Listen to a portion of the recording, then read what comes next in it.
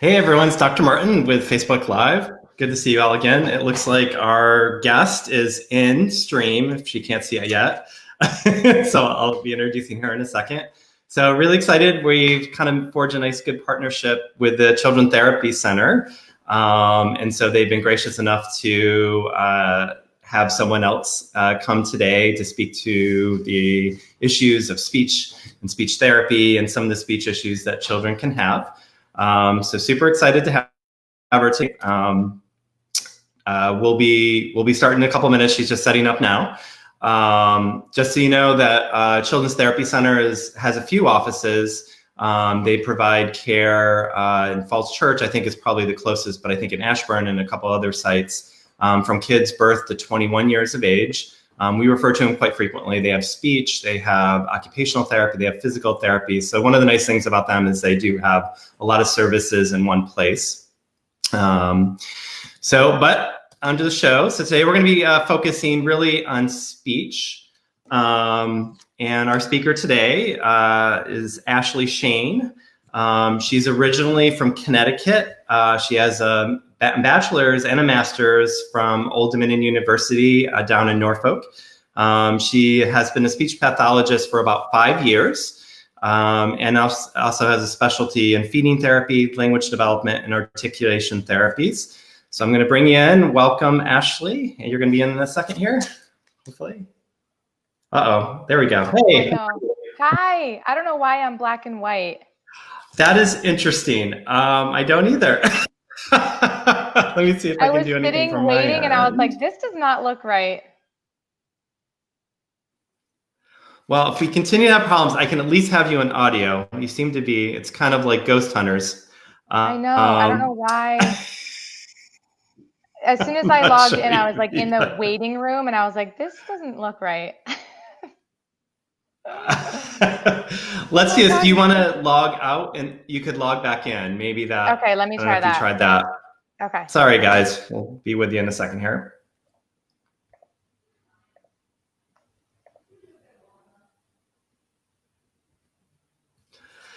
So while she's waiting, we're going to be focusing really on mostly younger kids when we see, and I've actually had a couple of patients this week with speech concerns, delays, and it really is the most common developmental delay that we see in kids. So it's really, really common. I know it scares a lot of folks when they first have it happen or we bring it up, but it's actually very common. I always tell people I actually was in speech therapy as a kid for a few years, and my son as well, because it definitely is something that is genetic.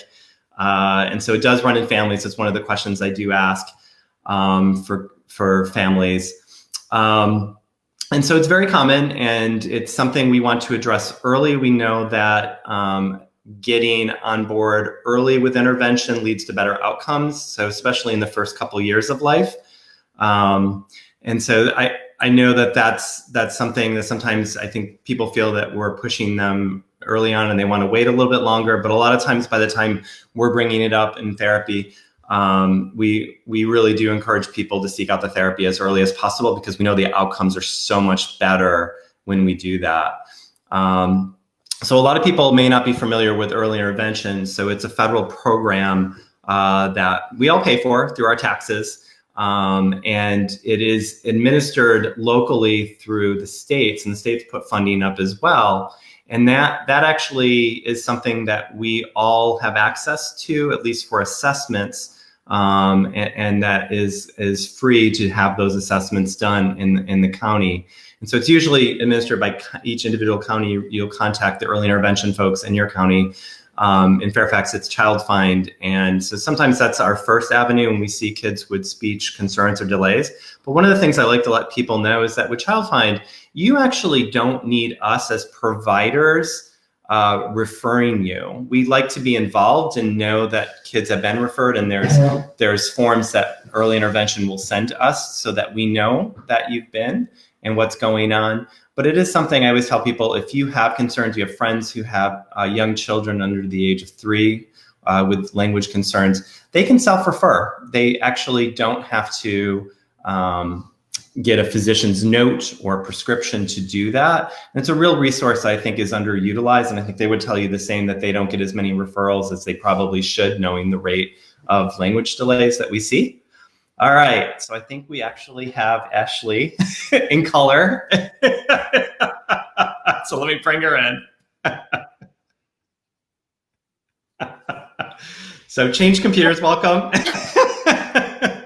I'm so sorry. Good old technology. Okay. You'd think I'd have it figured out by now. You know, I've like the poor folks that join us, and I really appreciate everyone who joins us for these, but it's every week there's always little nuances and things. One week Facebook just crashed. Oh my God. So it happens. It's always well, thank you for having me. No, thanks for coming. No, I can see where you're originally from the Northeast then, from Connecticut, right? Yeah. Okay. Yep. The Massachusetts side, the Northeast side. So that means we're going to be talking really fast. I'll try to slow it down. That's what I tell people. Tell me that, because I'm from New York, so I tend to talk fast too. So we'll slow it down. Okay. Speaking of speech. Well, I'm just going to jump in if you're cool with that, with the questions. Yeah, absolutely. So I was introducing people. I don't know if you caught. I did talk to them a little bit about early intervention and the importance of that, and even self-referral. Like generally, it's going to come from us as pediatricians, but I mean, it can come from anyone actually, and parents themselves can self-refer for evaluation. So I think that's a resource that you would probably agree is underutilized by everyone. Absolutely, including pediatricians actually as well. So I get asked. This is, we have certainly a lot of young kids that we see in our office.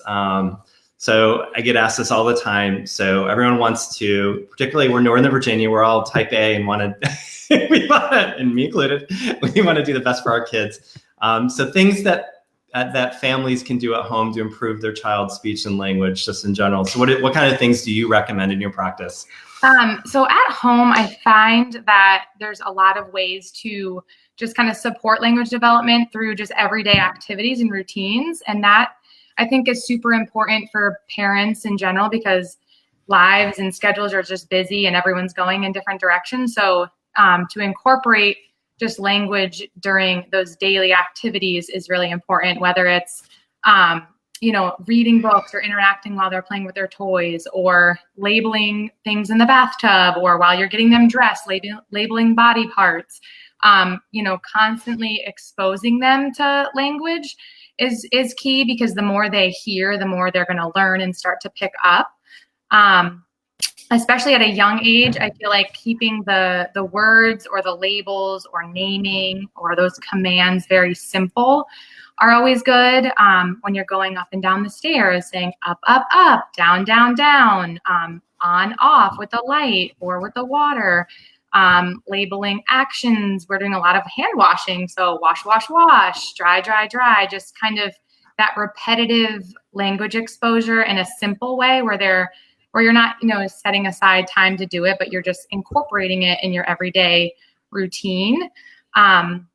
Also, as parents, I feel like we do a really good job of anticipating our child's needs, which is great. But sometimes I feel like that can play a big role in not allowing the child to necessarily try to say a word or a sign or point to what they want. We try to avoid those moments of frustration or crying or whining, because we just grab the milk out of the refrigerator, or we get the toy that we know they want, instead of, kind of waiting and observing to see if they try to pull our hand in the direction of what they want, or they're looking at something they want. So I feel like not anticipating what the child needs is also a good strategy. Maybe giving them the time to try to verbalize something. And then a little off the question, I always find it a good idea to get the child's hearing screened or tested, just to make sure that they're hearing everything they need to be hearing, especially with speech sounds and environmental sounds. So. Yeah, and that's something we actually now do at birth too. We're doing hearing screening. We're much more involved with that than I think in the past in pediatrics for sure. I love the idea. I mean, it's like, I tell parents, like, if you're not tired of hearing yourself talk and say words, you're probably not doing it enough. Yep. It's like the same thing with stories. They'll keep bringing you the same book. to get the repetition of the words. Yes. And I'm like, that's actually the science behind that actually shows that's what you need to do. And that's, and the familiarity with the same book, using the same words over and over. I like my technique a lot of times is kids want things. I totally hear what you're saying. I think that happens a lot where, especially if you're not the first child, you're the second or third child, other people are doing things for you and you don't have to work hard to get things because people anticipate. Making sure that you sort of make them work. So like, I'll talk about like when they want something, even through gesture, I'm like, I'm really trying, even if they're just trying to make their first noises and things to encourage them to do. So I think that's spot on. And really appreciate that. I guess that would be a question I would ask. Do you have things that you, in terms of books and objects and things that you find are really helpful for language development? I feel like toy-wise, any toy that is cause and effect is really helpful, or that can do something that the child might not be able to do. So a toy that lights up or turns on is really good, because a lot of the kids are motivated by those toys anyway.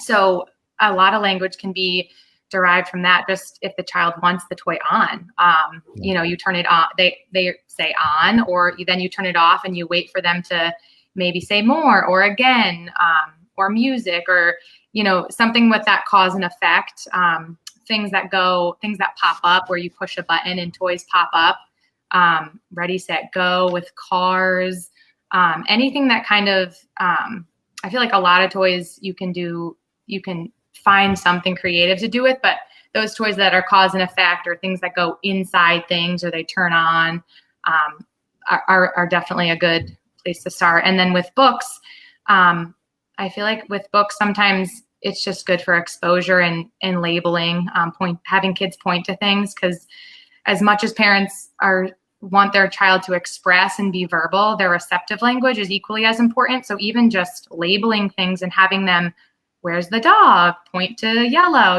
having them receptively understand the book is equally as important too. No, that's great advice. I do want to remind everyone who's watching as well, I'm going to be asking Ashlee questions, but if you do have specific questions or anything, we are taking in the comments section, you can ask questions and put those in there, and I can certainly ask them to her. And you can make them as hard as you want. We'll challenge her today if we need to. It's always more fun that way. My patients don't take it easy on me, so they shouldn't take it. You're dishing it off to me. I see. So I get this one a lot too. Thumb sucking and pacifiers and their role in affecting kids' speech. So what do you tell families, and what's your take on them? Yeah, so I feel like that's always been a big kind of controversial topic. But I do believe both pacifier and thumb sucking are perfectly normal for children at a young age. They're both a means of self-regulation, self-soothing. They kind of help regulate our emotions. And, I think for a lot of kids, when they learn to talk, the need for that pacifier or thumb might start to decrease, as they might be able to have words or gestures for those emotions that they're trying to get out or trying to regulate. But I feel like once a child begins to talk or begins to kind of babble, closer to a year, I truly think that reducing the use of a pacifier is very crucial, because babies are meant to be babbling and nonstop talking all day. So if they have a pacifier in their mouth, or they're used to sucking their thumb, that might decrease, because they'd rather suck on that than, try to verbalize or babble throughout their day. And also it kind of plays a big part in their oral motor skills. I feel like that oral motor skill of sucking on a pacifier or a thumb, they're only kind of getting to use those muscles, versus exposure to a different sippy cup or a straw cup or an open mouth cup. It's so much better for them to kind of explore those oral motor skills and start to use those different muscles of the tongue and learn those things. Okay. I mean, for thumb sucking, is there an age that you try to encourage them to stop, or which is always challenging? I know.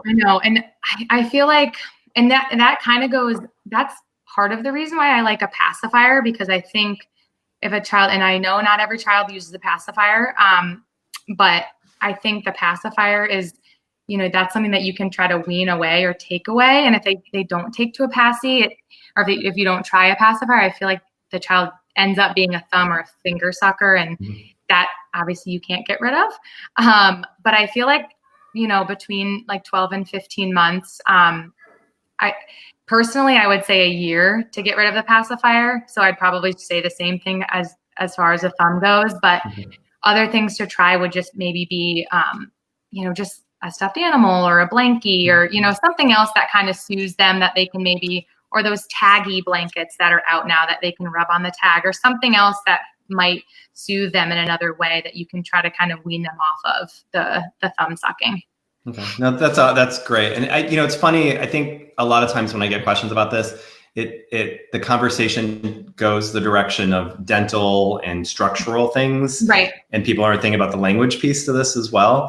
So I will say my advice with the pacifiers is 100% in line with you, because even if it's not causing much in the dental perspective, I do agree with, I think kids don't talk as much and do as much in their mouth if there's something in it. Right. And it's also, the longer it goes on, the more attached they get, and it just gets harder anyway. So I generally, with pacifiers and bottles, I'm usually 1 year of age. I'm really pushing families to get rid of those. Thumb sucking's tougher. Yep. That's why I was curious what you would say. I know. It's funny though, the dentists I find don't really push as hard on the pacifiers and stuff at this age, at that 1 year age. Because they don't see as much problems with it. But I do think there's other behavioral problems and things that come with it. And the speech stuff, yeah. So I think that's really good advice. So hopefully everyone heard that. Pacifiers, no more after 1. I'm still seeing them in my office in toddlers. Yeah. It's a problem. And it's hard, during times of stress and stuff, but finding an alternative. And I think behavior, this all goes down. I think you hit on it. The self-regulation, the self-soothing, those things are really good in the beginning. And I definitely don't have a problem with kids, in infancy using them. I think they're really useful for kids to self-soothe as a mechanism. And I actually encourage that, so that the parents aren't constantly holding the kids, and the kids are doing some of that early work on their own. But yeah, 1 year of age, I'm with you. Okay, good. we're on it together. And I think we lost more people. I don't know what happened. Okay. They left. They don't like that advice.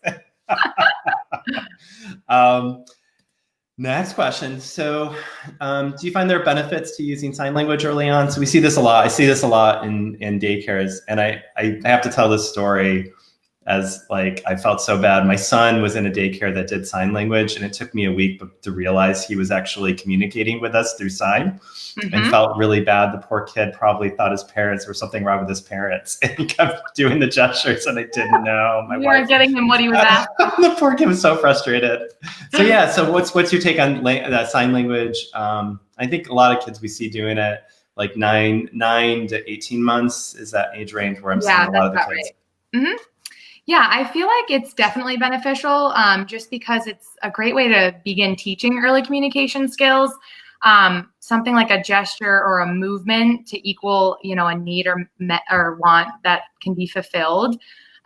Is just a great way to help, bridge that gap from crying and whining and getting them something to just a simple gesture, getting them what they want. It kind of takes out that frustration that, a child's not going to have a word for every single thing. And, in the very beginning, they are very used to looking at what they want, or pointing or moving towards what they want. Those gross motor skills and those fine motor skills of kind of gesturing are just a great mode of communication when they don't have something. And, if you're using signs early on, a lot of parents get really worried about them just signing and not using a word. And it's so important to, when you're signing or you're teaching a sign, make sure you're constantly, verbalizing exactly the same thing. You're saying more when you sign for more. You're saying eat when you sign for eat. Making sure everything has a verbalization just the same. Because some kids are going to start to sign maybe just signing, and then they might start to say and they might start to try to make a sound or a word, and they might put it with a sign, and then hopefully you can start to wean away the sign or the gesture. But I feel like it's definitely a good early communication skill because it shows them that, you know, when I do this, I get something versus that behavior of, oh, if I just cry this whole time, I'm eventually going to get something. It just makes it, I think, easier on the parents too. And, you know, just even if it's not necessarily a you know, American Sign Language sign, at least pointing or, you know, getting their arm and bringing them towards something that kind of takes the place of that frustration when there might not be a verbal word yet. Yeah, and just for you parents out there, you know, it's like this is the age of tantrums. So the more you're able to give them a modality of communication, the less frustration that they're going to experience, and it's a little bit easier for you. Can you put this myth away for me? I mean, and so I've heard this from families. Is there any evidence that doing sign language delays expressive language or speech? No. Thank you. Definitely not. Definitely not. Nope. Okay. So I get that every now and then. I've had questions about that. I'm always surprised, and I don't know where that came from. So you heard it here. Sign language teaching your kid does not. Definitely used as a tool to help increase their expressive language. Good. Thank you. Yeah. Glad I answered that correctly. I just want to remind people, if you do have questions, happy to answer them. Just put them in the comment section and I will ask Ashlee. So our next question, should I be concerned that my first child spoke more than my second child? Oh, it's the comparing kids question. I'm sure you hard not to do. Yeah, no, this happens all the time. Yeah. And I feel like parents are really good at comparing their kids to other kids and their kids to their own kids. But I think it's really important to know that every child develops differently and every child's environment in which they develop is different. So your first child is going to have a one-to-one environment with all the toys and all the attention and all the time. And their development is just going to look different. And as a second and a third child, they're going to have, you know, siblings and, you know, toys taken away and, you know, not as much attention. And that environment is going to look a lot different. You know, a lot of siblings will do a lot of the talking for them. They know what they want. So I'm going to tell mommy what she wants, or I'm going to go get her toy because I know that's what she really likes. And a lot of times they do a lot of helping, and, you know, the siblings aren't necessarily going to know to wait for that child or that sibling to say a word. They're just going to go get what that child wants. Now, those differences don't mean that the second or third child is going to have a language delay. It just means that their environment is going to be different. Their development and their communicative skills might just be different. And it's just something to kind of keep an eye out on. So more than compare, just, you know, give the second child or the third child, those opportunities as much as you can. Or, you know, use your first child to teach them, like, oh, wait for her to ask, see if she'll say ball, and then give her the ball, you know, just trying to be more aware of it. It doesn't mean necessarily there's always going to be a delay, but just to kind of keep in mind that they develop different and the environment in which they develop is going to be different. Yeah. And you squeezed in a little parenting 101 survival guide in there, is when you have more than one kid, as much as you can, including the older child in the activities. And it's, you know, it does a funny thing when you have a kid. One, they feel included. And so their universe, they go from being the only child to sharing with that other child. So now, you know, including them more in, there's less of exclusion feeling that can happen when you have the second. And then the other thing is it gives them mastery, right? When you let a kid be the mentor or be the helper, and school does it all the time. They're really good at providing those opportunities for kids. So that's like the beautiful thing, is like they can read to the sibling, you can include them in activities. So don't forget that's, and then it helps you because you're not trying to divide and conquer with your kids and two separate activities, because that's not going to always be possible. So it's just like, you can really work it to your advantage. The other thing I would say with all of this a little bit too is, and we do see this, is there is family history too. And so I want to be mindful of that. If one child has certain delays and even autism and those things do to cluster in families. It doesn't mean that the other child's going to have, but it does increase the probability some. And so we're going to be more mindful of that and maybe refer earlier than we otherwise would in those kids too. All right, this is my least favorite thing to talk about. I just had a conversation yesterday with a family about this. Okay. Screen time. I wish we could just shut them all down. But it's part of our world. And right now, honestly, it's part of survival in the pandemic world, with all of us trying to work from home and do these things. So how does screen time affect child speech development? And is it, are there correlations with the amount they consume and language, and what do you see in what you do? Right. So I feel like, especially in today's world, like you just said, technology and screens and TVs and phones and tablets and laptops are constantly around us. And so I think it's silly to kind of ignore it, because it's just the reality that we're in. Technology is, ever changing. And so I feel like everything, moderation is key. A balance of, typical play and social interaction and book reading and those things with, educational videos or shows or songs is fine, because it's just what's going to happen. As an SLP, I'm definitely more a fan of the auditory sides of things. So listening to songs, reading books, playing with others, interacting with others. But to expose a child to more language on another platform, like a show or a movie or a song or a video, is fine, as long as it's not, more so than the traditional ways. Because at school, they're going to be exposed to those interactions and those play things, and play and interacting with others is unpredictable, and the kid can't really predict what's going to happen. There's going to be a constant difference in language and what's said versus, the same song or the same video. But I think, with that said, I think kids do learn from songs in another platform. It's good to sing a song out loud, but then maybe show the video of that song, because they might pick up on something else, or they might be more motivated by that platform.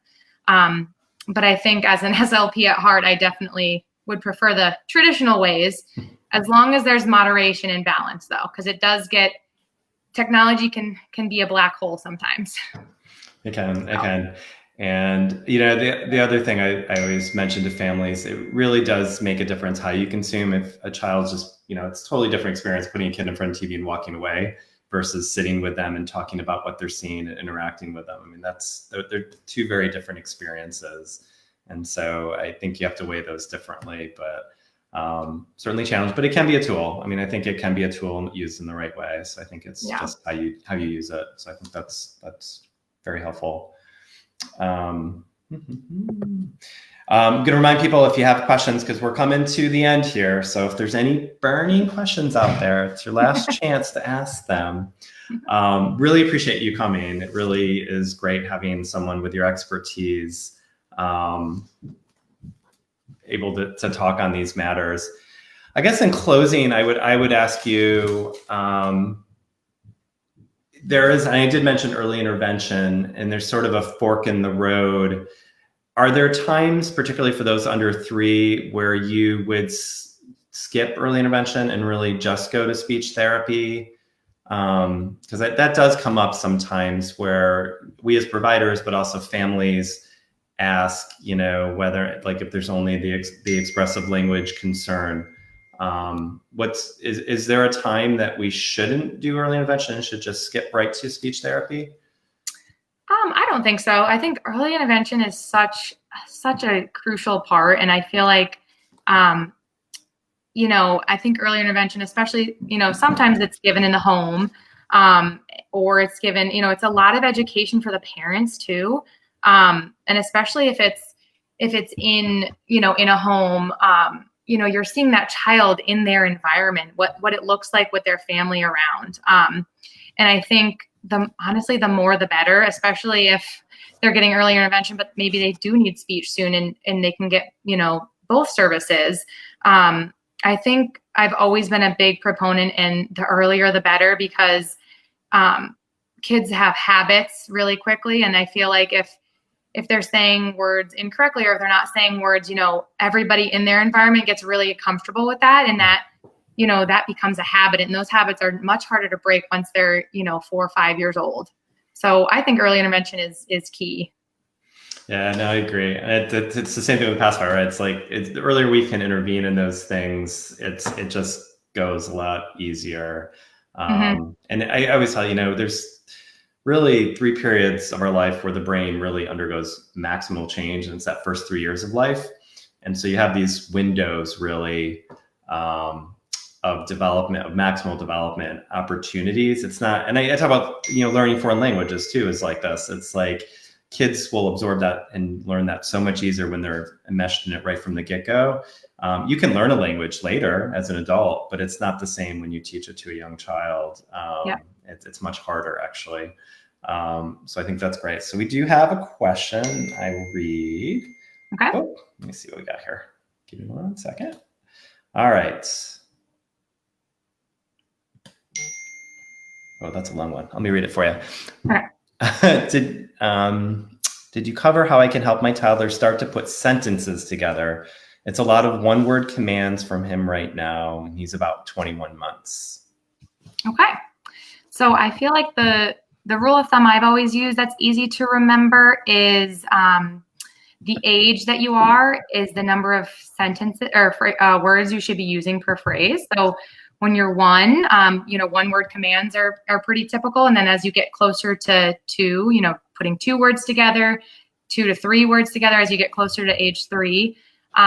So it sounds like he's 21 months, I think. 21 months, yeah. So yeah, for him to put 2 words together is where we would want him to be at. If he has several one-word words or commands, something that you could do is to elaborate on that. If he says mama or dada or ball, trying to put some of those descriptor words or those the words he uses a lot together. So mama ball, mama up, mama more, down dada. Just trying to put, if he doesn't say the word go, we wouldn't want him to try to add that to another phrase. We want to try to put 2 words together that he already has in his vocabulary. Sometimes giving him, those carrier phrases is kind of what we use, kind of leaving it blank, leaving off a sentence so he can try to fill it in. And then next time, maybe leaving 2 words out. A lot of repetitive phrases are always good. Ready, set, go is a good one to try to practice. You could say ready, set, and then he could try to say go. And then you could say ready and see if he kind of gets set, go. Setting them up for success. I definitely think, trying to put 2 words together, those being 2 words that they already have in their vocabulary. That's actually really good advice. I don't know that I would have thought that. So that's actually good to hear. Okay. What advice I can use. And that's definitely the range. I mean, that's definitely at 21, 24 months where they're really starting to do a lot of that to help them. Yeah, those descriptor words, like if they know their colors, blue, blue ball, or, just putting those descriptive words with the words they already have, I feel like, or even though I'm not a big proponent in please and thank you, if they're saying please, then maybe you add mama, please, just those additional, those descriptor words that you can add on the ends of sentences. No, I gotta put you on the spot. So tell me more. Why do you not use those? Because I see that a lot of parents are very adamant about their toddlers. I know. And that would have been a good question too. I didn't know if that was going to come up with a sign language question, because I feel like signing it's like more please and thank you are like the first ones you learn. Yeah. I just feel like I would, as an SLP, I'd rather have them just label things. I don't like the kids. I feel like don't necessarily, if they can say the words, have them say please. I'm not saying manners are a bad thing. I just feel like I would rather have them state what they want in a phrase. I think I get it. So it's kind of like it's sort of an abstract concept that they're not getting what right. Like they'll understand context. Right. I don't know if they really understand please and thank you more. I don't know. That's kind of I don't know. No, I think that makes sense. It's like they really can't understand. So they're just doing it for repetition without really understanding meaning behind it at that stage. And you're really just trying to get them to name things that they can understand what a ball is, what those objects are, or an action. How do you describe, like, to a toddler? How's a toddler to understand? Right. There's no visual to it either. That actually reminds me of a time my daughter, she would, and I've seen other kids do this too, like she would do something that she knows she wasn't supposed to. So and she would do it in the wrong order. She might say, "I'm sorry," and then hit you. Or do something like that. She's like, she knows what she's supposed to say. Yeah, it's like, this belongs to this action, but really not understanding the concept. So it really served not much purpose when you do that. Oh, that's funny. Oh, I could talk to you all day. These are fun. But I'm thinking people have to move on with their life, and you probably have things that you have to do as well. But I really want to thank you guys at Children's Therapy Center for doing these. These are really awesome and helpful, and there are things we can play again. For those who are watching, we'll be recording these and putting them up in our video blog post where you can see them. So I really want to thank you for coming and spending the time. Yes, thank you so much for having me. This was awesome. I really appreciate all the advice. So enjoy the rest of your week. Yes, you as well. And stay safe. All right, thank you, Dr. Martin. Thanks, Ashlee. All right, bye. All right, guys, another Tuesday, another Facebook Live down. Again, we'll be posting these online, so you'll be able to get through our website as well as the YouTube channel that we host to see if there's anything you missed or you wanted to pick up. You can also continue to write comments related to this. We'll be looking at those, and so if there's follow-up questions or anything that you'd like us to ask Ashlee and the folks at Children's Therapy Center, we really appreciate them doing this. They obviously don't need to and don't have to. They've got lots of patients, but they care about what they do, and they have been amazingly adaptive and flexible with us with the times of doing these. So really want to thank them. And I want to thank you guys for coming and listening to us talk about these different conversations and different topics that hopefully are interesting to you and not just about the pandemic. I will mention that things still not too different from us on what we're doing. So we are still seeing our patients outside for the sick visits that might be COVID related. We are doing antigen testing for COVID, which is really nice. It's useful for people we suspect might have. It's much more sensitive in that situation, and you can get results back within a few minutes, which has really been helpful. I know for families and for us as well, not having to chase down the PCRs. It's not great, I will say, for those who are looking for screening for camps and school and sports where they want you to do a COVID in advance. It loses some of its sensitivity in that, but when there's what we call pretest probability, that's higher because we think someone might have, it actually becomes a really nice sensitive test for that, and particularly when patients are symptomatic. So we do have that in our office, where we come down in the parking lot in our slotted positions, and we'll come down and swab and do those tests. Flu vaccine, I've been getting asked a lot of questions about. 1, you should absolutely get it. 2, we should be having it soon. There's no reports of delays or shortages, which I'm excited about because that often happens. And so we should have plenty of stock to be able to give out. I'm expecting in the next month, we should be receiving, hopefully sooner. We'll be pushing out to our Facebook page and our social media platforms when it comes in. So for those of you that are friending and liking us on Facebook and are there, you're going to get first dibs because you'll be able to find when we have it soon and set up those appointments. But we'll be pushing that information out through email and our portal messaging system as well when we get it in stock. We are planning on having some flu clinics where we actually give the vaccine outside. We've gotten better at doing things outside. So I'm hoping to have some sessions where people can kind of drive through, open the door or window, and in we go with the shot and get you in and out. Less risk for you, less risk for us. So I've been wanting to do it for a long time, but I think I got everyone on board and my staff to be okay with doing that now that they're more comfortable. So I think that's going to be an awesome add value this year for you guys as well.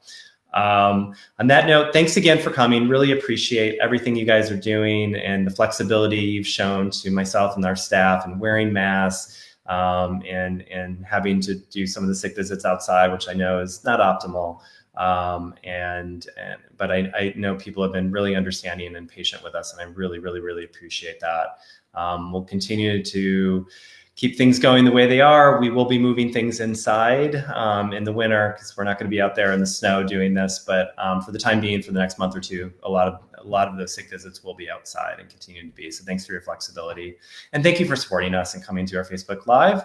And I hope to see you next week. Tell your friends. They don't even have to be patients of our practice. They are welcome to view these and to share these with others and your family and friends. Please like us. It always means a lot when we see those and know that people are listening and looking at these videos. All right, guys, be safe. I will see you next week.